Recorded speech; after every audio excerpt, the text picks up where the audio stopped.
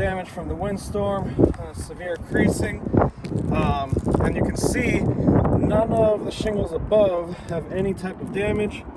Hopefully it stays that way during the repair test. So this shingle from here to here will be removed and replaced. Again, the shingles are 40 inches. They do not produce them anymore. And I was told by the adjuster's ITEL report that this was the suitable shingle for repairs. You can see this is the Tamco, which just looked like an XT, and the painted desert color. This is directly from what we were told to use for the ITEL report. That is a 39-inch shingle, so just based on the fact that it doesn't fit, should count for a failed repair, but we'll go from here. So first I'm going to remove this shingle. I have to loosen the nails for these top two courses above the shingle that's being removed. Take that shingle out, place in the new one that is meant to be the replacement, and then nail back everything down. Hopefully during that time, no surrounding shingles sustain any other damage, such as creasing, severe granule loss, things of that matter. And with that, that will be it.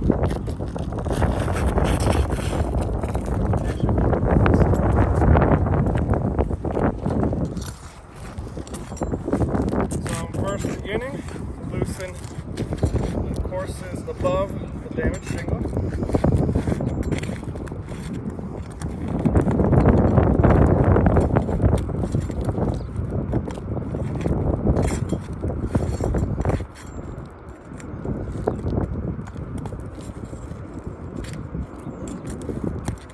Remove the nails. Install.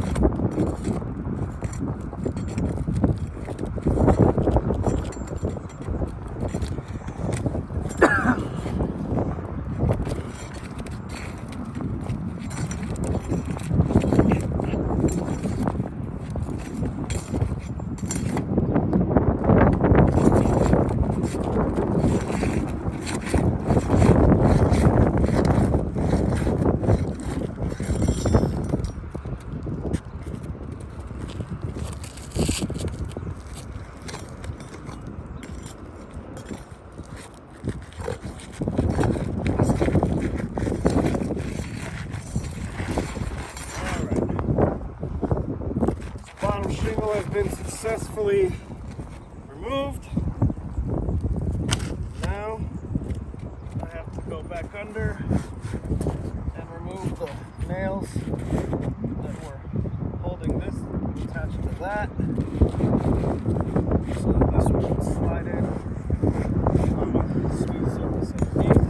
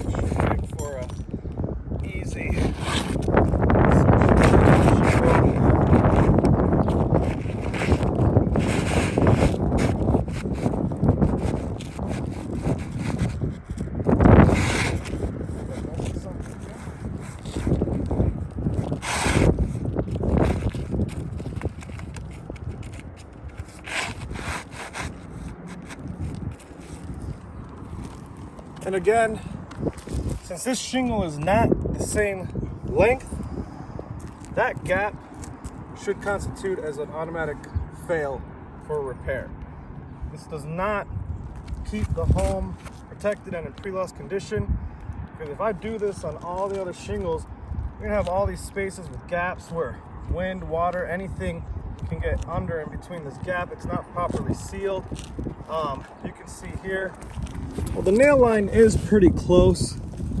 The blue line here is the nail line, green line there is the nail line, so it has to be in that space. So that is pretty close. So I can see maybe that's why it's a similar shingle option, but the fact that it doesn't properly fit in place because it's too short, that should be an automatic fail right there. So now we have to nail in this shingle and then re-secure the nails on these two. If anything happens to these, I mean, already there was some granule loss, but we'll see. I will try to be as delicate as possible. You are not to use used materials for any type of repair. I have a set of new 1 1/4 inch nails, which is what is supposed to be used. You can see it is the same length as the ones previously installed. And now I begin.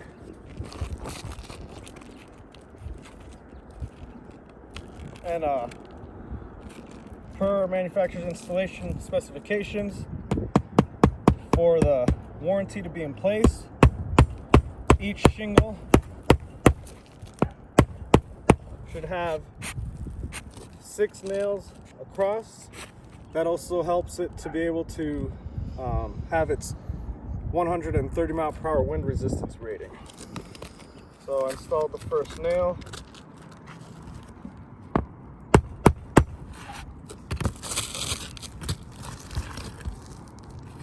Now the next two are here and here for what's called snake bites, about 1 inch apart from each other.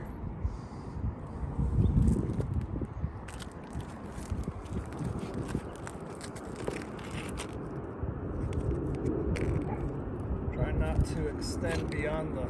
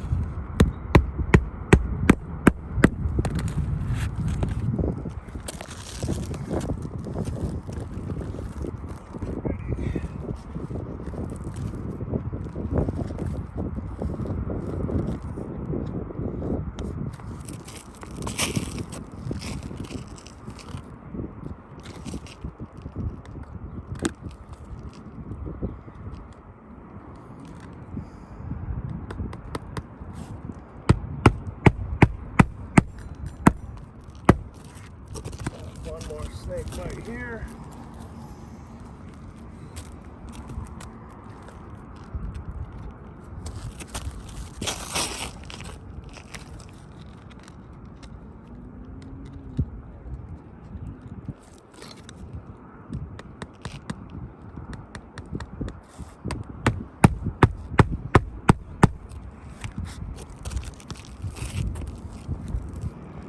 And lastly, for this shingle, one more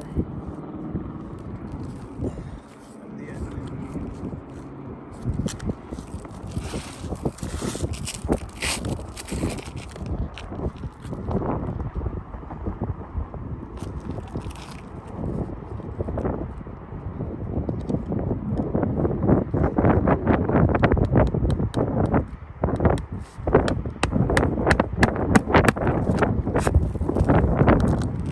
See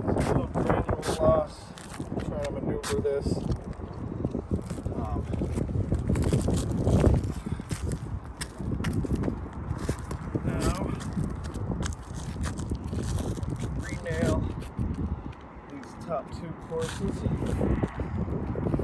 This is where it poses a little more difficult.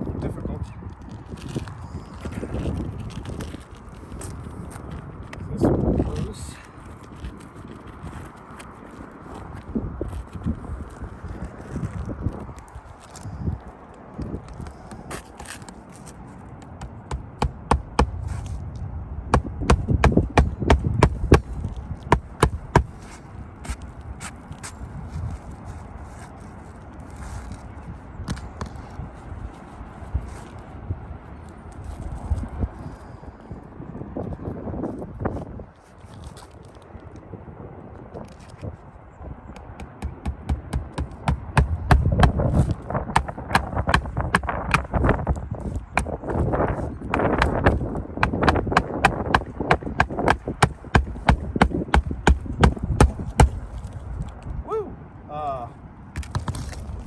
That was odd. Seems that while hammering, the nail went through and damaged the shingle. I mean, look, there's a hole that there's a new hole that my finger can go through now. This is the original hole right next to it. You can see the nail underneath that shingle. So I mean the nail line is not reusable. I went next to the original hole. Wasn't doing anything beyond.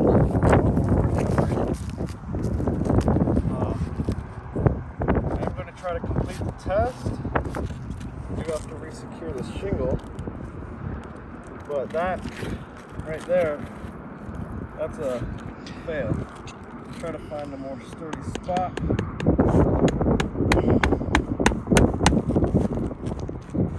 Alright. And also here, you can see from trying to lift it, there is some creasing that occurred there.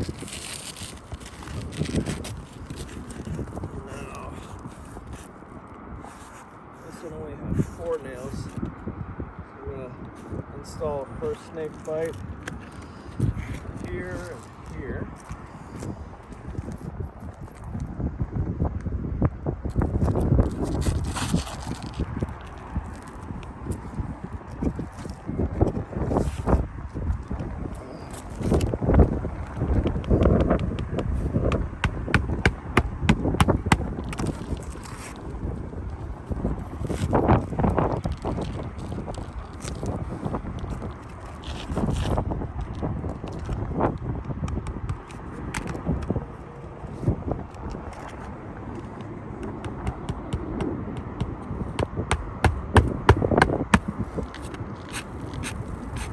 Again, with some creasing granule loss occurring.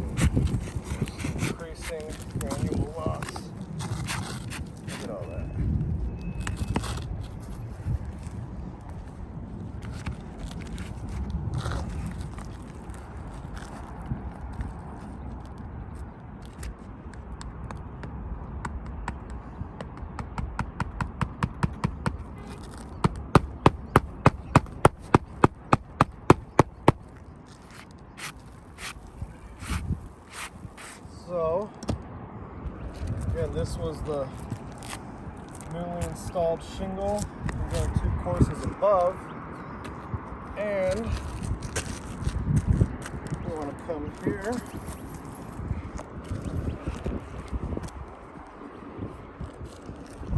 Right here,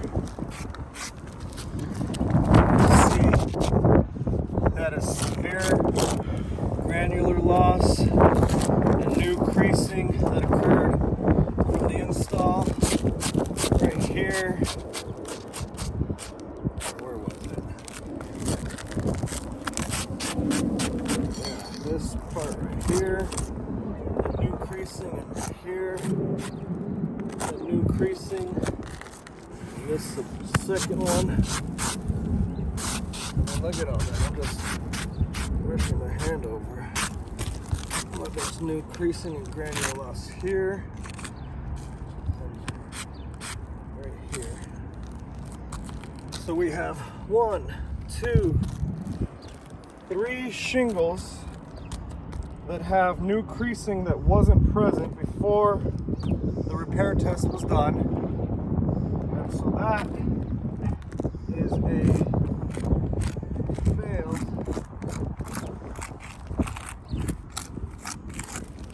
repair.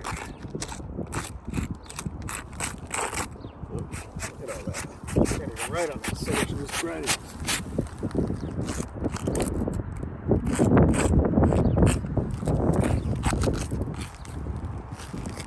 Alright, so if I were to do that on the whole roof, 3 shingles times however many, I can't remember how many were on the repair, that's a whole, now we're 3 times as many more are going to get damaged.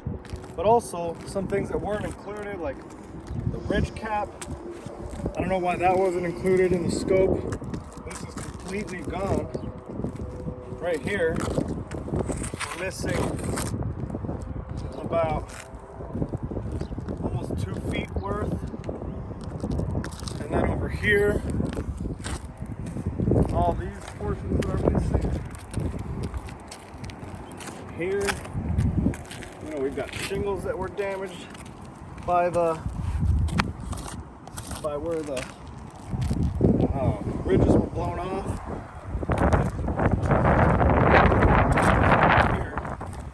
So there's a lot of damage that wasn't accounted for, that not in the scope. But all of these need to be fixed. Some of the pits right here, the way these are designed, there's a lot that goes into this that isn't accounted for. And yeah, as I stated earlier, the only way to bring this roof to pre-loss condition is to do a full R&R. So with that, thank you for your time, and we'll talk soon.